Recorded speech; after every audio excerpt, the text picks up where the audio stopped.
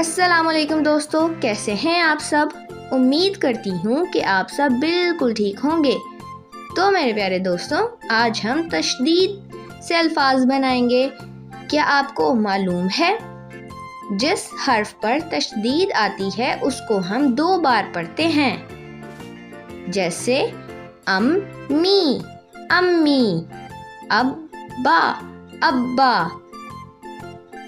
कच्चा, कच्चा, चच्चा, चच्चा, पत्ता, पत्ता, बल्ला, बल्ला, बिल्ली, बिल्ली, मक्खी, मक्खी, मच्छर, मच्छर, कुत्ता, कुत्ता, अच्छे, अच्छे, सच्चे, सच्चे, बच्चा, बच्चा, शिद्दत, शिद्दत।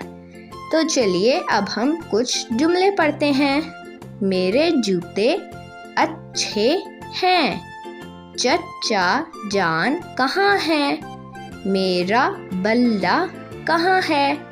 मुझे कुत्ते से डर लगता है। ये पत्ता हरा है। मक्खी और मच्छर से दूर रहो।